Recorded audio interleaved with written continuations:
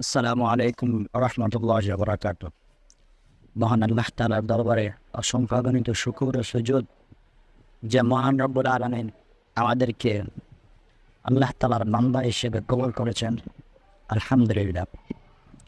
সাথে সাথে হুজুর পাক সাল্লাল্লাহু আলাইহি ওয়াসাল্লামের উম্মত হিসেবেও কবুল করেছেন, আলহামদুলিল্লাহ। আল্লাহ তাআলা মানব জাতি সৃষ্টি করেছে, সৃষ্টি করে ঘোষণা দিয়েছেন মানব জাতিকে আল্লাহ তাআলা জোড়ায় জোড়ায় সৃষ্টি করেছেন। والله خلقكم من تراب ثم من نطفة ثم جعلكم أزواجا। সূরা ফাতিরের 11 নম্বর আয়াতে আল্লাহ তাআলা বলছে যে আল্লাহ তাআলা তোমাদেরকে মাটি থেকে নুতফা থেকে তৈরি করার পরে তোমাদেরকে জোড়ায় জোড়ায় সৃষ্টি করে নিয়েছেন।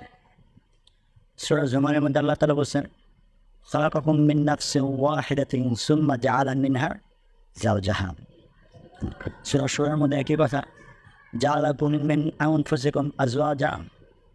এমনিভাবে সূরা নাবা, সূরা কিয়ামত, সূরা নাজম, এই সমস্ত আয়াতগুলোতে আল্লাহ তাআলা বলেছেন আল্লাহ তাআলা মানব জাতিকে সৃষ্টি করেছেন জোড়ায় জোড়ায়। হযরত আদম আলাইহিস সালাতু ওয়াস সালামকে সৃষ্টি করার পরে জান্নাতে বসবাসের অনুমতি দিলেন। আল্লাহ রাব্বুল আলামিন খেয়াল করলেন যে তিনি একাকিত্ব অনুভব করছেন, তাই আল্লাহ তাআলা তার জোড়া সৃষ্টি করে তার কাছে পাঠিয়ে দিলেন যেন তার জীবনের স্বাচ্ছন্দ্যবোধ চলে আসে। আল্লাহ রাব্বুল আলামিন প্রতিটা মানুষের জন্য একজন জোড়া, একজন সাথী, জীবন সঙ্গী হিসেবে সৃষ্টি করে রেখেছেন। বাকি বিষয় হলো ওই সঠিক ব্যক্তিকে, আমার সঠিক জীবন সঙ্গীকে পাওয়ার জন্য একটু ধৈর্য ধারণ করতে হবে, সময় নিতে হবে। একটি গাছের ফল, সেটা প্রকৃতপক্ষে আমরা একটা ফল খাই কেন? ফলের পুষ্টি, স্বাদ আস্বাদন করার জন্য। তাই ফলের পুষ্টি এবং স্বাদ আস্বাদন করার জন্য আমাদেরকে সময় নিতে হবে, ফলটা পাকার সময় নিতে হবে।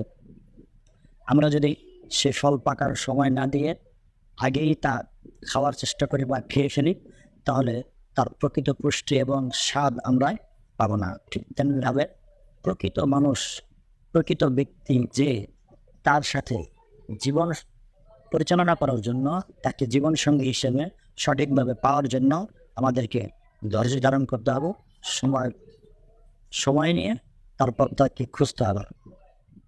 স্বাধীনতা অর্জন করা যেমনিভাবে যত কঠিন, স্বাধীনতা রক্ষা করা তার চেয়ে বেশি কঠিন। ঠিক তেমনিভাবে একজন সঠিক মানুষকে খুঁজে পাওয়া যত কঠিন, নির্ণয় করা যত কঠিন, সেই ব্যক্তির সাথে সারাটা জীবন কাটিয়ে দেওয়া সঠিকভাবেও সুশৃঙ্খলভাবে আরও বেশি কঠিন।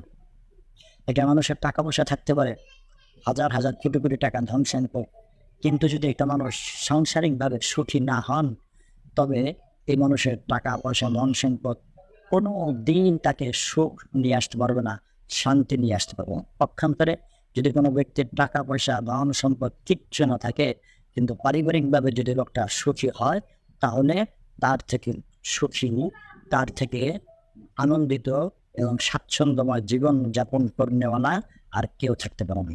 এই জন্য আমাদের উচিত, আমাদের যেমনিভাবে সঠিক ব্যক্তি সঙ্গী নির্ণয় করা, তেমনিভাবে তার সাথে সারাটা জীবন সঠিকভাবে পরিচালনা করার জন্য চেষ্টা করা। এই জন্য আমাদেরকে কিছু রুলস, কিছু নিয়ম নীতি ফলো করতে হবে। যদি আমরা ফলো করতে পারি, তাহলে আমাদের সাংসারিক জীবন সুখের হবে। অন্যথায় আমাদের সাংসারিক জীবনের অসুখী, অশান্তি বেড়েই চলবে। ইনশাআল্লাহ ধারাবাহিক এই আলোচনার মাঝে আমরা আমাদের সাংসারিক জীবন কিভাবে সুখী হয়, অসুখের কারণগুলো সহ আমরা এই বিষয়ে আলোচনা করব প্রতিদিন। আমাদের সাথে থাকবেন ইনশাআল্লাহ। আল্লাহ পাক আমাদের সবাইকে বুঝবার তৌফিক দান করুন।